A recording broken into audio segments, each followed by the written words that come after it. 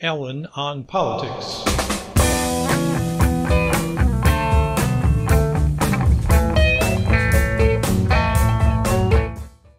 Hello again. This is Alan on Politics. We are back with Mark Frohnmayer talking about the origins of star voting. In our last episode, we covered quite a lot of ground. First, I should say the opening theme that you heard was once again Canteet doing Let's Work Together. And Mark and I have been working together since around this point in the narrative.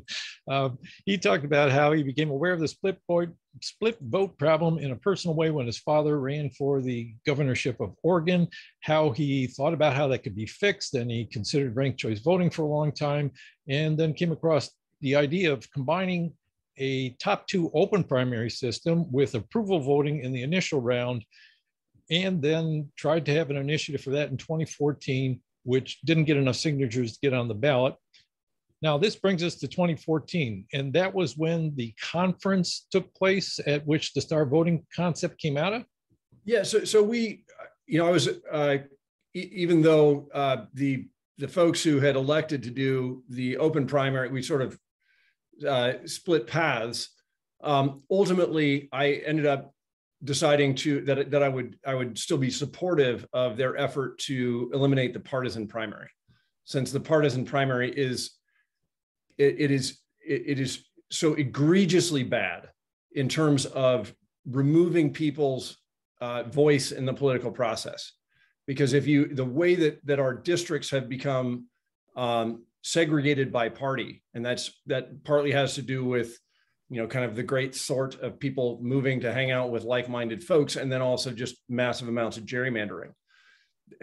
What that results in is that more than half of the people have no voice in the selection of their representatives, either because they're not affiliated with a political party or because they're in the minority party in a district that is, safe. And what a safe district is a safe district is one in which the determinative choice of the winner of the election is made in the primary itself, because that party has so much of an advantage in that district. So if the primary is effectively deciding the results of the election, then if you add up all of those people who are not in that dominant party in those dominated districts, or who are not in a political party, or not in one of the two major political parties, that's well over half of us. So that even though and my hope ultimately was that the should the open primary pass at the ballot box, there was enough language baked into the preamble of the bill that I had sort of helped at least proofread, that we could go back to the legislature and say, hey, if you want to do open primary right, you got to make sure that you can approval vote in the first step. But ultimately, as part of that, just said, why don't we have a conference before the election and actually have a debate and invite election scholars from all over the place to come and talk about voting reform, and not just the open primary, unified primary, but we had Rob Ritchie from Fair Vote came out, Clay Shentrup and Aaron Hamlin from the Center for Election Science. We had Eric McGee from the California Public Policy Institute. I mean, there were people from all over the place. The folks who are the champions of open primaries out in New York, Jackie Salet and her team came out. It was really a fantastic mix of people that showed up. Secretary of State Kate Brown was there. Then she went on to be governor. And there were debates and stuff all throughout the day, including between proponents of RCV and approval voting, the yes and no on Measure 90, which was the open primary, and at the so this is this full day of just drinking from the fire hose of democracy reform. I don't know if you realize it, but I was there in the audience. You were? Yes. Oh, right on. Because I was a proponent. Blair Bogier was there. I mean, there were a lot. I was a proponent of ranked choice voting, so I went to this conference. It was in Eugene, where we both live, and I talked to Kate Brown. I was sitting with a friend, and we were talking about ranked choice voting, instant runoff voting, And I remarked to him that, I don't think they'll be able to get it passed here because it'll cost so much to upgrade the computer systems. And somebody from behind me said, first I said, I don't think they'll be able to get it passed here. And someone from behind me said, why is that? And I turned around and it was Secretary of State Kate Brown. And I said, well, it's going to be really expensive to upgrade the computerized tabulation systems. So I think that's a big strike against getting something like this passed because people are so worried about budgets and finances. That's also the conference at which I had been corresponding with Rob Ritchie of FairVote. And I met him personally, and we talked for a bit about what's going on in Oregon. So, our paths began to converge. Yep. And so at the end of the day, Rob and I were walking down the hallway, and we had exchanged some, had some heated conversations online about the merits of various systems. FairVote has a habit of coming out with research papers that just dump on any system that's not instant runoff ranked choice. They'd done that with approval voting. They did it again right at the beginning of the unified primary campaign in 2013. And so, we'd had a bit of online back and forth. And that was when Rob actually suggested, he said, what if we work together on a combined reform that would be where you could do your unified primary approval voting and you'd have a ranking in it. So that this would be, his example was overseas voters who are in the military or whatever, and they don't want to have to be able to, they don't want to have to vote twice. Because of just the complexity of getting ballots back and forth.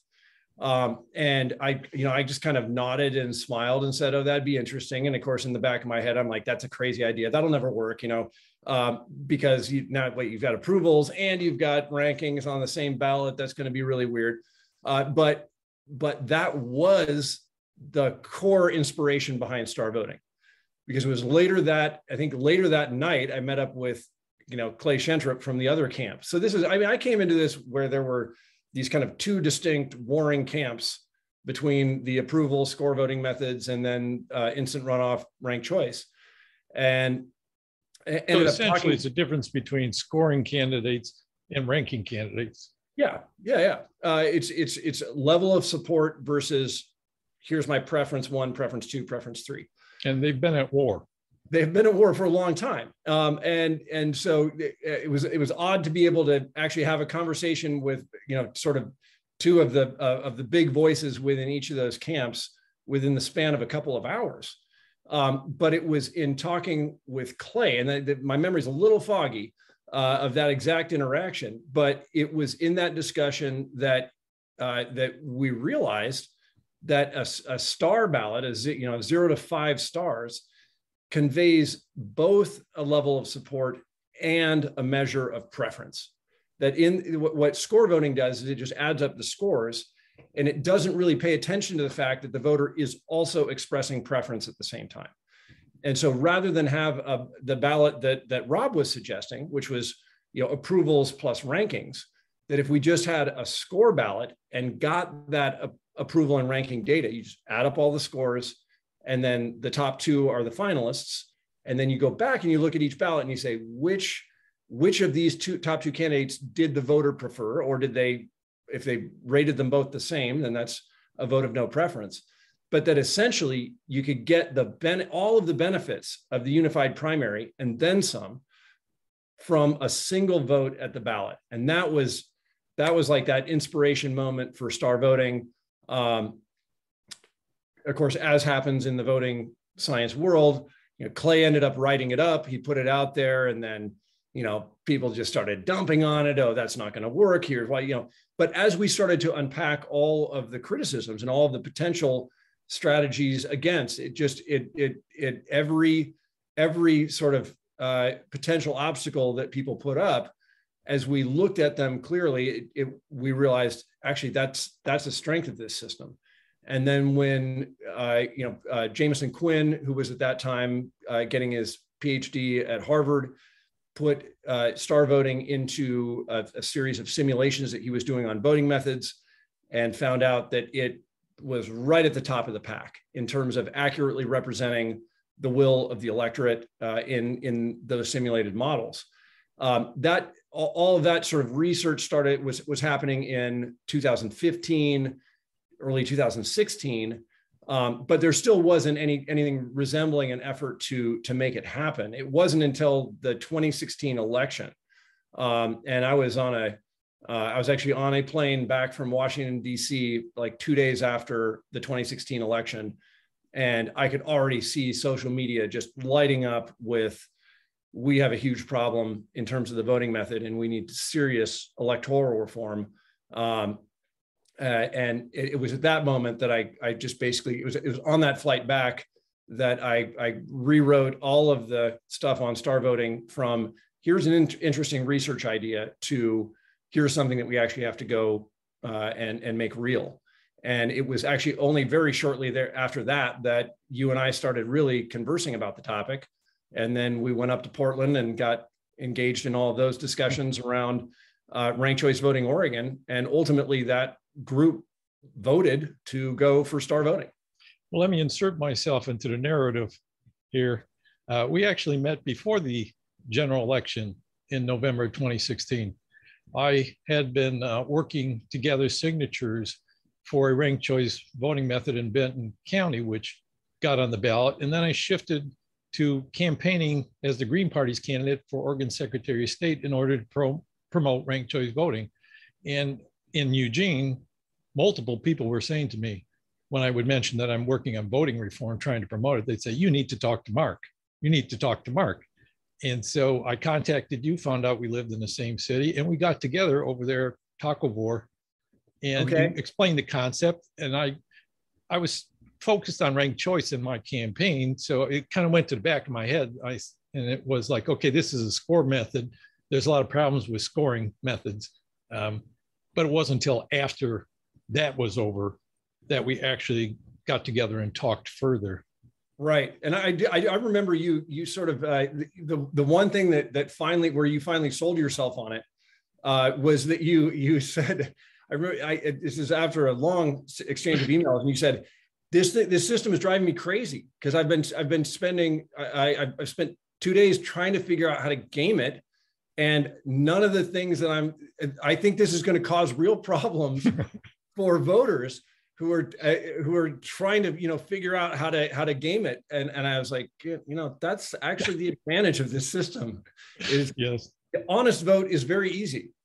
5, 5, 4, 3, 1, 0, 0, 0. The very difficult vote to figure out in star is how you're going to get any advantage if you are dishonest on the ballot. Yeah, that's true. We had a long conversation with a number of other people involved, including Sarah Wolk, who's now the executive director of the Equal Vote Coalition. A lot of people involved in it, and we're all batting around all the pros and cons of star voting. And I remember saying to you, okay, I'm going to write up my objections to this. And you said, okay, you look forward to that. And as I was thinking it through, the problem that bothered me was that, if a voter really wants to strategically maximize their vote, I couldn't figure out how to do it. And to me, that was a problem. And I said to you, okay, I can't figure out how a voter can get the most out of this system. And he says, well, that's the point, more or less, to paraphrase you. And then the light bulb went off, and yeah, that's a good thing. If voters cannot find a strategy to gain an advantage, everybody has to vote their real preferences. And if their real preferences are expressed in the outcome, then it's a good system. Yeah. And I remember our first interaction with Sarah as well, up in Portland. She was like, why are you guys doing this? Get on board. We're doing ranked choice because it solves the spoiler effect. It does all these things. And like, Sarah, you might want to dig a little deeper there. It doesn't do those things. And then Sarah ended up becoming an incredibly strong advocate for STAR and is now the executive director of the Equal Vote Coalition. So yeah, it took many of us a bit of thinking through because you start out with certain assumptions and it's a new concept. So it takes time to settle. Well, it's also something I really just recommend for reform advocates generally is like, don't get in the engineering world, Sandy Munro calls this the ugly baby syndrome, where people get very attached to a particular engineering idea and it can end up persisting for a very long time. But when we're talking about voting reform, the goal is shared. We all want a better democracy. We all want a real equal vote. So when we are, sort of picking apart various different potential solutions, we're not attacking the people. We're not attacking, we're just trying to get to the right idea that's gonna really work and really solve the problem. For me, I got into probably the biggest driver for me in terms of getting involved in electoral reform has to do with climate change, which is that I've been witness to a political infrastructure for my whole life that is not appropriately addressing the most challenging problem that we face collectively today. And a lot of that, you can either fight all the fires at the fringes, or you can address the root problem. But we have a system that doesn't represent the will of the voters in political outcomes. And that all comes back to how we vote. So it's just really important that we get it right, that we actually solve the problem. And in the reform world, that means not just what's the current hotness of the day, but what's actually going to get the job done. And so pick it up from there. We 2016, going into 2017, there was a lot more people on board and started talking about, it was your idea to start an initiative. Yeah, I think, well, we knew we had to run something somewhere, or it's, we've actually STAR voting now is getting adopted inside of organizations. It's the political infrastructure in the Democratic Party of Oregon they've moved from, sort of violently opposing efforts to reform the voting process to now really actually being strong proponents of it and using it within internal party functions.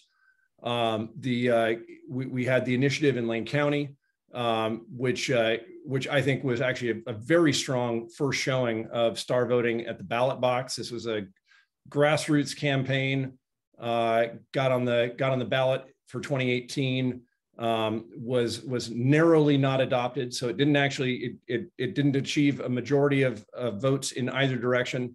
There were like 12% who just sort of left it blank. And we learned a lot on that campaign about how to do it right. We subsequently went for the Eugene ballot in 2020 and actually collected plenty of signatures to qualify for that ballot.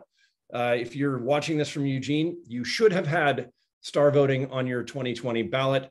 You didn't because of errors made by the verification process at the county. So we're pushing the city and the county to do their part to make sure that the voters get a chance to weigh in on that. And then there are active campaigns now in, and you'd have to check with Sarah on sort of all of the locales. There's folks in Southern California, there's folks out in Massachusetts, there a very strong cohort up in Portland, pushing here in Oregon. It's as time goes on and sort of the problems with our voting system become apparent, that I think that the will for reform continues to grow. And I think one of the other real advantages that STAR has is that because it doesn't, instant runoff gets more inaccurate the more strong candidates you have in the race. So if you've got just two strong candidates, instant runoff ranked choice works flawlessly 100% of the time. As soon as you get more than two strong candidates, the more strong candidates you have, the more random the results can become because of that elimination problem. And so what that means is that instant runoff really is not a solution as a single election method. Like you can't, if you used it to be the one election, rather than having a primary and a general election, if you wanted to just have one vote, which would ultimately, that saves the taxpayers a lot of money. It means that we don't have to do this incredibly extended political election cycle. There are a lot of good reasons to only go to the ballot box once. STAR is actually a solution for that. And so there are a lot of reasons why we think STAR is going to be a long-term, just a huge win, at least for electing single winner offices. Seems like it would have almost certainly, I got some light coming in the window finally. I passed in Eugene because when we had the Lane County initiative, even though in Lane County as a whole, it narrowly failed, I think by maybe 5 percentage points.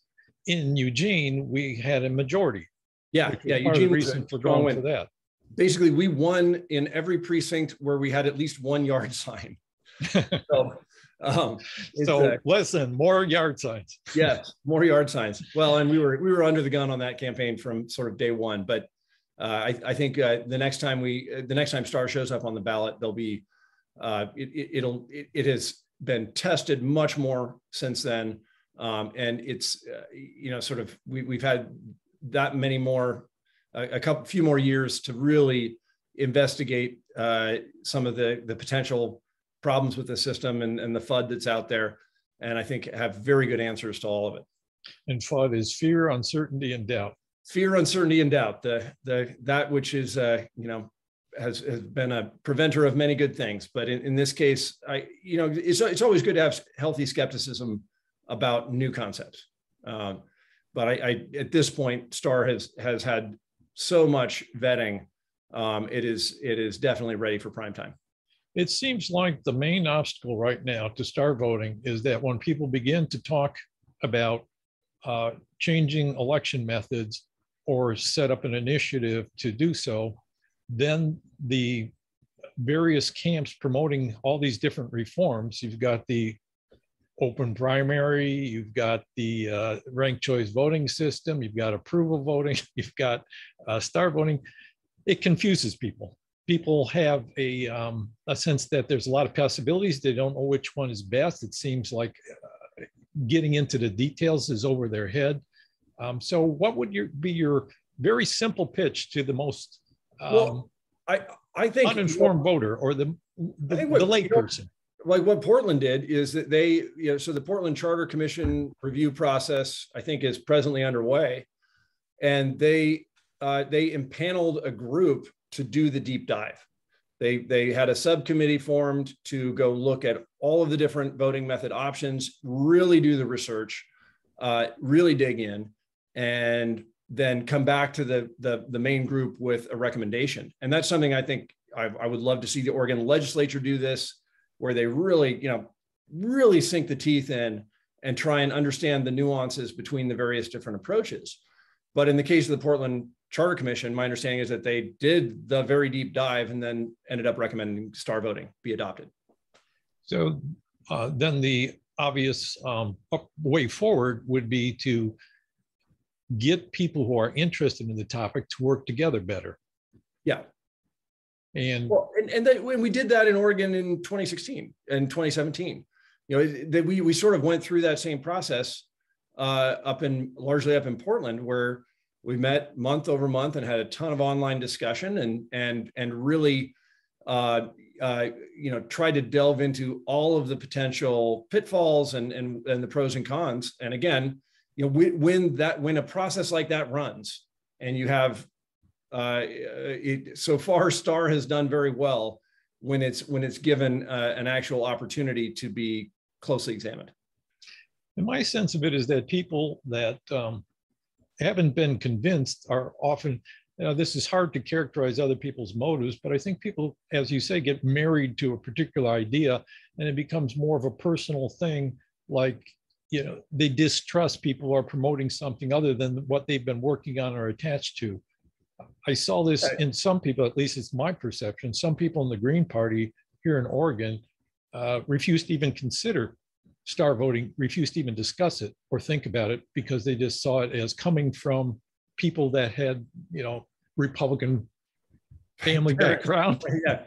And a liberal Republican dad, clearly not a valid source of information. And money in the bank. And so that's a flag to them, who's this? You're not a billionaire, I take it.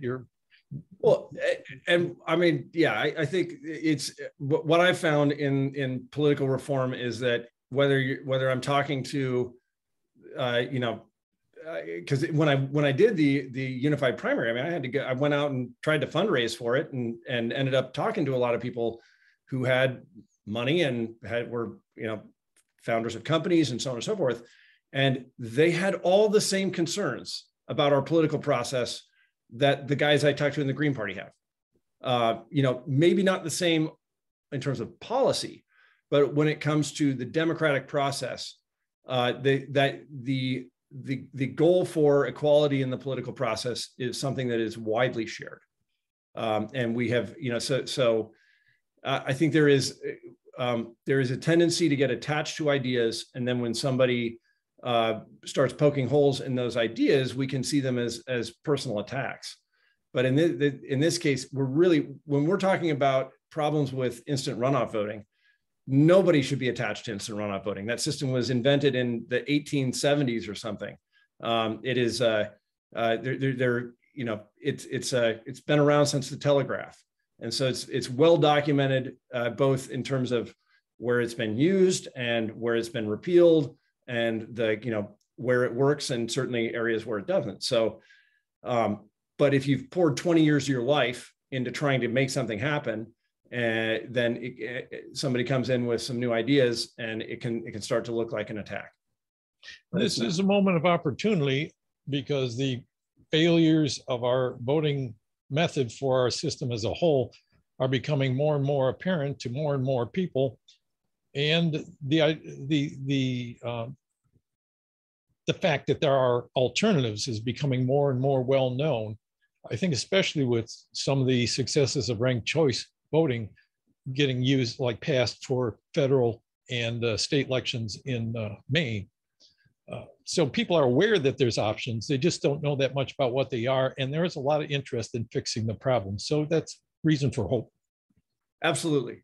Yeah. No, I think I'm certainly very hopeful. The pace at which the sort of popular awareness of voting method reform has come to the fore, and certainly the really rapid growth of the Equal Vote Coalition and the efforts to get star voting implemented, plus unified primary getting adopted in St. Louis. Now it's up for consideration up in Washington. There's a whole campaign up there working to do the same thing up there. To me, those are all very good signs. Of course, we also have some very challenging signs in terms of just the continued polarization of the country, we have a system that divides us, and if we fail to reform that, it will be at our extreme peril. Extreme. People want to know more about star voting or how to get involved. Where do they go? What do they do? The Equal Vote Coalition is just at equal.vote. And then the star voting kind of main site is starvoting.us. So we're out there on the web, and we got chapters popping up all over the place. Equal.vote and star.us. Starvoting.us. Starvoting.us. Excuse me. That's why I asked you, because my memory's not too good anymore. All good. Well, thank you very much. We actually went through a whole hour on this back history of this to bring people up to date on it. And thank you very much for giving us that insights. Well, Alan, I really appreciate you bringing me on the show. Okay, so that's it for today. And once again, we're going to hear from Cantique doing Let's Work Together. Thank you, Mark. Let's work together. We'll be in touch. All right. Thanks, Alan. Take it easy. You know, together